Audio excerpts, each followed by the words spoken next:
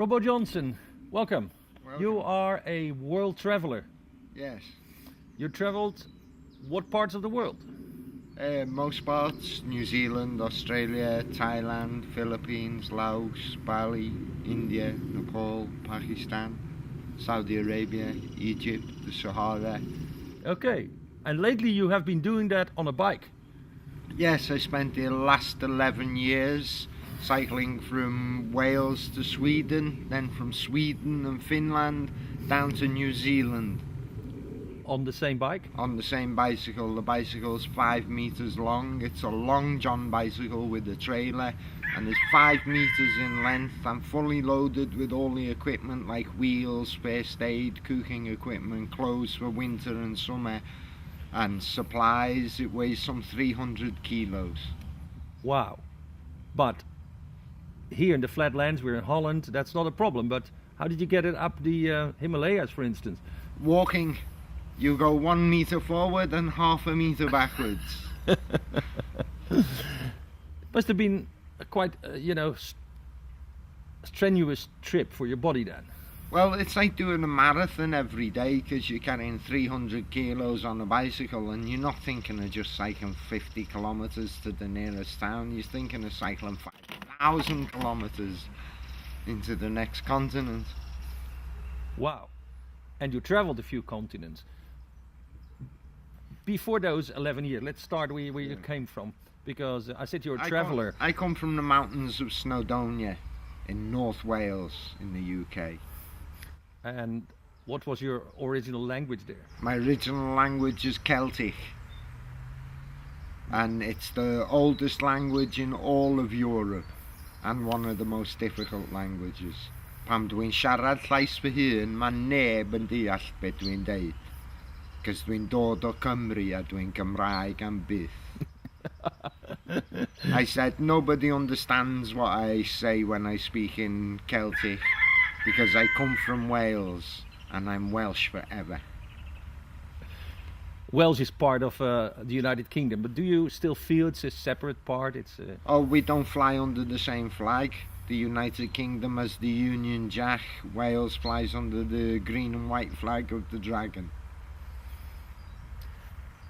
Is there from the past, there is an ethnic difference, because you come from the Celtic people? There's a big ethnic difference because we speak our own language, we have our own culture, and it's different from the English. Most people think in England they only speak one language. There's 5 different languages spoken in England: Cornish, Welsh, Irish, Scottish and English. Okay, so you're different. From early on you were a traveller. Yes? Now, explain what the word traveller means for people that... Well, to me it's a way of life. It's people that live on the road. We were forced out of our villages because the rich businessmen bought the holiday homes and there was nowhere to live. So we ended up getting trucks and moving out on the road. And making a living through making sculptures, doing woodwork in the forestry, and also putting festivals on in the summertime. So you became a nomad from very early on? I've been on the move since about 9 years old. For a while these people were called travellers, but the English government was very much against it. They kind of haunted you. They called us New Age travellers, and they harassed us everywhere we went, even though we were paying taxes, earning a living and doing a job, not relying on the state.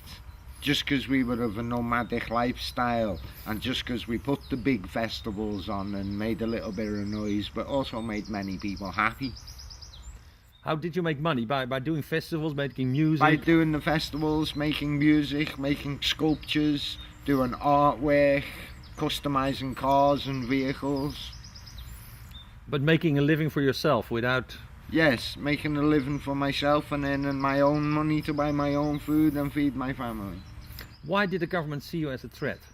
Because we were of a nomadic lifestyle, and when you get several hundred people gathering and on the move, most governments don't like it because they lose control. Your lifestyle resembles the lifestyle of the gypsies in Europe. Oh yes, I grew up with the Irish gypsies buying and selling the horses, then working with Wango Riley's circus and doing the festivals, and with Zippo's circus and Collins's and Shaw's travelling fairgrounds and amusement arcades.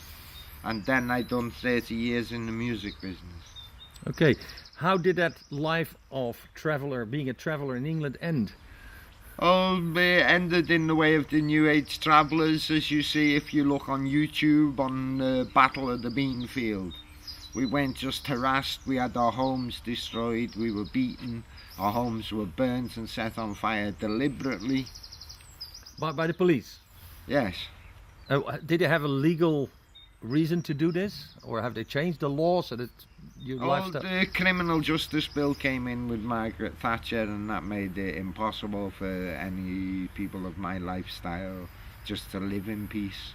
We had our own grounds for winter and summer where we put our vehicles, where we'd agreed with farmers and people with woodland where we could stay and use the land, yet we were still moved on even though it was private land.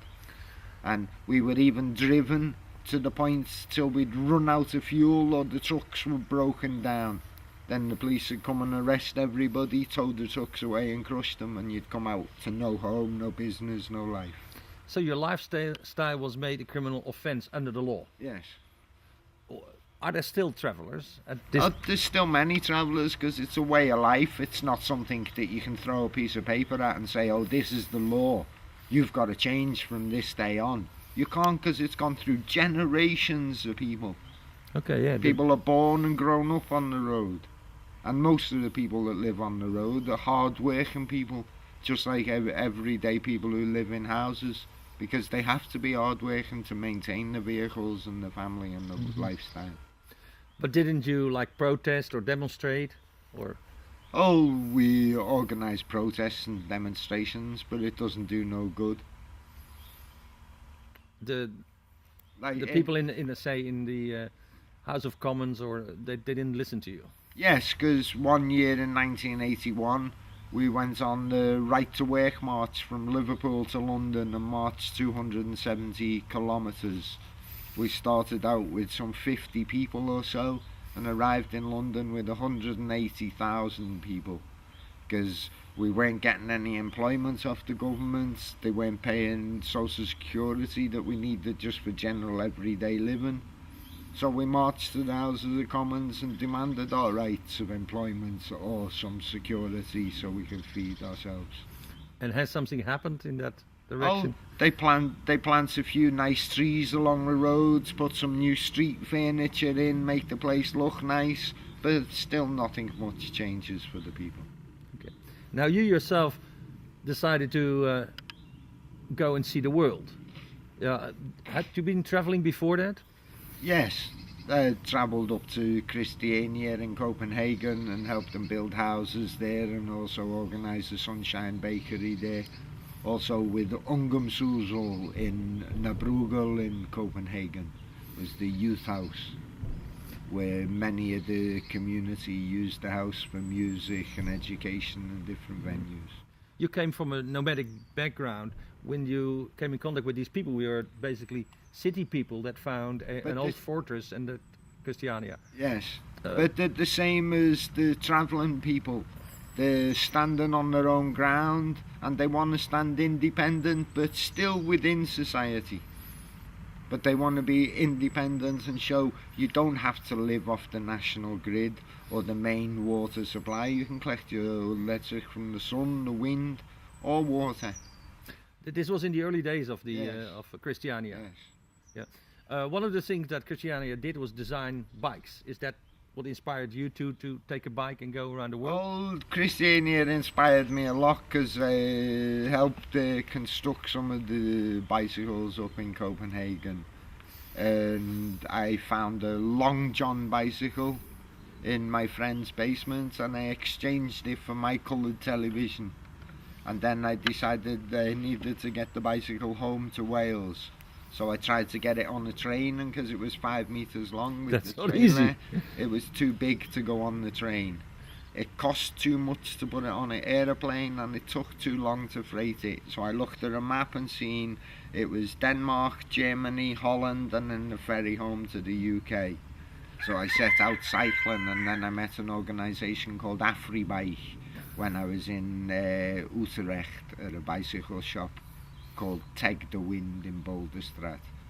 And they were collecting bicycles for children with no families. So I set out to cycle to as many bicycle shops as I could and asked them to donate bicycles for this cause. And this was called Afribike? Yes. And it was obviously for Africa? Oh, for many countries across the world, not just Africa, here in Europe, in the UK, in America. They were donating bikes to children's homes and hospitals and schools and youth centres where children needed the bikes. Okay, so to give them an easy way of transport. Yeah, but not just an easy way of transport, to give them transport to get to school, to get a better education. Get a life. Okay. And you, on your very big bike, as you told us, travelled on. Yes. How did you go to the very far end of the world, Australia? Australia, cycled across Europe and then down through Asia, and then I hitchhiked with ships. I went into the harbour office and looked up the names of the ships, what they were carrying on board the ships and the captain's name and what the destination of the ship was. And then I just went to the harbour where the ship was moored and asked to speak with the captain, explained what I've been doing and showed them some newspaper clips. And then I either worked my passage by painting or cleaning or washing dishes, just to get across the sea. Yeah, because that's an issue. How much money did you take to make this 11-year trip? Well, I set out some 11 years ago only with the equivalent of 50 euros in my pocket. That's not much. No, but I've been working only for food and somewhere to sleep. And And we can understand that maybe some cultures like that, but when you were in Asia or in the Arabic countries, how did that work out? because I know how to dig wells and construct houses, and I build many houses out of many recycled things, and try to build the houses for free. Also by travelling on the bicycle and travelling around all the small routes of the roads, you get involved with the communities, because obviously the bike draws attention, because most people haven't seen anything like that travelling along the road. Yeah, but you travel to countries where English wouldn't, or even Welsh wouldn't help you very much. Did you pick up the languages? Yes, you have to pick up the languages just to buy bread, milk, and find out where to get water and a safe place to put your tent. And like, And what even languages if you did you learn? can't speak the languages, you can still communicate with body languages and a pen and paper or a stick on the ground. That worked. Yes. But you must have picked up some, whatever. What languages did you pick up on the road? A little bit of Arabic, German, Spanish, Portuguese, a little bit of Hindi, and several others along the way, but not that fluently, but enough to ask direction, buy food, and get things I needed. Now, some of these countries are not very tourist friendly, like Saudi Arabia, but also you told me you were Oh, crossing then if the countries aren't friendly and you can't get the visas to cross the countries, don't go to the border crossing, because you're going to get hassled. Go 50 kilometres along the way, sit in a local bar and talk to the local farmers or the local prostitutes and find out where they cross the border, because there's always a back way. Yeah. Okay, so you really had no problems with the law on all those trips? Not really. You get hassled by policemen just because they're curious about the bike and they're too interested in the bicycle and how far I've gone, rather than causing me any problems. On most of the journey I've had help off many people, and to all the people that helped me, thank you so much. Has your traveling changed your view of the world? Well, it's made me realise the world is a nice place. It's just the 10% of the news and the horrible inner cities that you see that is not so nice. When you think about connections, is it to people or is it to Earth or to the wider thing? Oh, I don't know what draws me to travelling, but it's some connection because I've just gone 3 times around the world. I didn't set out to go 3 times around the world. I just ended up going that far because each time I arrived in a place, I met more nice people, and then there was another project in the next town, so I carried on like this. So apart from traveling, you did projects like construction or Like digging wells? building houses out of wine bottles, building ecological toilets, putting simple things in like a windmill or solar panels where people never had the mains electric. Have you learned, you talk ecology, have you learned a lot about how nature and people should work together? A considerable amount, because I've had to adapt in each country and use the natural products of each area to either construct something or to grow something. In the West we have a feeling, you know, if you need something you go to the shop and you buy it. In other parts of the world that's, you know, you make it. Do you think that's better for Earth and for life, that you make your own things? Yes, because it's better to use the things within your community, because then it makes your community richer. And also if you can reach out in your community and help your neighbours, it makes a bond, because since the 70s the community spirit has been lost in the world. It doesn't seem to exist anymore. Every man stands alone for himself, because all they're thinking about is paying the rent and how much tax the government's taking off them. But you travelled, in fact, from community to community. Yes. How does that feel? Is that a large family that you have all It around? feels like an extended family, because if you go to places with an open heart and you do good and you help the people there a little bit and you enjoy it, because I can't see no reason whatsoever to work unless it's just to sustain yourself or just for the fun of it. Yeah, but well, you're telling me that you have been working all the time. But no, sometimes I take a month out and just go and sit on a beach and rest. Okay, so... Because I like my freedom. It's not just the travelling, it's pure freedom. Did you notice that there's a fundamental difference between the people in the countries that you passed? In many countries, because of the cultures and religions and everything else. But does that really change the core, say, the way people connect to each other? Yeah, it changes it a lot, because it makes them look at people with wrong eyes.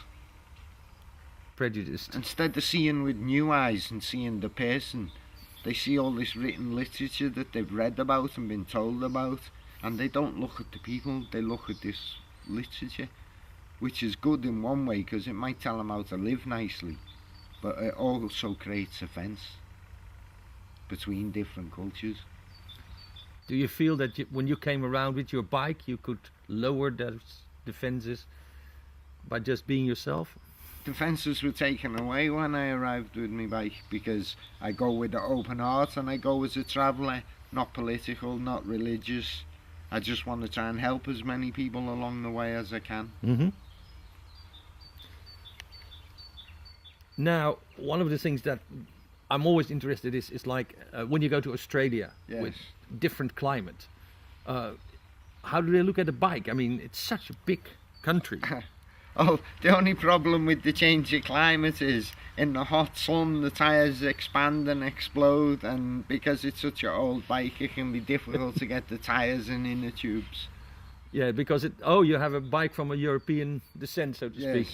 Well, it was made in 1932, the wheels are 23 inch by 2, so it's difficult to get the air chambers and tyres. And with the heat of the sun, the air in the tyres expand and they explode. You had a tent with you. Was that enough for all the different climates, or did you always find a place that was cool or warm enough? Well, I don't really have a tent. I just take a 6 metre by 8 metre sheet of tarpaulin and just put it up in between 4 trees with one side as a windbreak and put the bicycle under it, and you've got a big enough space to live in. Mm-hmm. I carry equipment on my bike, like beds, showers, solar panels. So you have what you need on the bike? Yes. Yeah. So You- I have lights and electric overnight. I can sit and listen to the radio or watch a DVD. Okay, so you were in modern times. Yeah. You told me you crossed the Sahara with this bike? No, before I went with the bicycle, I walked by foot across the Sahara, across Algeria, Libya, Chad, Sudan, Egypt to Sinai. Wow, That took 9 months. you must have gotten a feeling about what Moses and the Israelite Oh, did going through the desert. Most people don't understand the meaning of meditation because even though they meditate, there's the sound of the city and cars and people and noises around them. When you go out into the Sahara and find places where you don't hear another human sound for some 3 months, That's meditation. it's only then you realise what it is to submerge yourself in 100% nature and remember your animal instincts. Would you Because advise the Most people have forgotten them. Yeah, would you advise people, from the Western world living a luxury life to do something like that once in their lifetime? More than once in a lifetime. Because it brings you back down to earth. Because people live a rich life. And it's nice living a rich life with all the luxuries. But what happens when the electric and oil and gas goes and you've got to go back to the old times? 90% of the world would come to a standstill and wouldn't survive because they wouldn't know how, because they've forgotten or never been taught. Yeah, but people think about, say, a medical situation. You break a leg somewhere in the desert. What do you do? Well, if you're in an Arab country or an Indian country, that's where the best doctors in the world come from. Look at any hospital across Europe, the Asian and African doctors and nurses that are working in the hospitals. And most countries have free medical treatment. So you never had real medical I problem? never have insurance. So you're saying this is still possible? Yes. Even today, when there's take a country like Iraq, which is a war situation. Oh, even in a war zone, look at it when you see wars in countries, it's around one city or one major town. And if you're crossing somewhere else in the country, the people are people. They're happy the war's not in their place and they're of no threat to you. And once they realise you're just a traveller passing through, they help. I got more hassle off the English and American military than I did ever the Iraqis or Al-Qaeda. You've been in Iraq? Yes, And during the wartime? yes. Okay. I crossed it with the bicycle during the wartime. And Arab people just look at you and they work. Because I crossed the Sahara, I learned to speak Arabic, and because I spoke Arabic, I had an easier time of it. Okay. What is the lesson that you, over your lifetime, picked up from all this traveling? I look at all the cultures, and for me, I look at the human race. We live on a world that's round, and my God is this ground you walk on. The roof of my home is the sky, and the ground is also my living room. Welcome, but look after it. And I see many governments just trying to push people into little boxes and to stay in one place. People weren't made to stay in one place. They were made to migrate with the seasons. And when the people stay in one place, they get stagnant and they just worry about unnecessary things instead of important things in life. Do you feel supported by everything? What do you mean by this? Well, some people say, the world is against me, luck is against me, our fate is against me. And some others say, no, the world is conspiring to help me. The world is there to help you, it's there for your benefit. Use it for your benefit. If you think negatively all the time, you would never go and see a new place. You would never go to work. You'd never do anything. Okay, Robbo You've got to Johnson. think in a positive way. That's very true. Thank you for explaining all this. Thank you.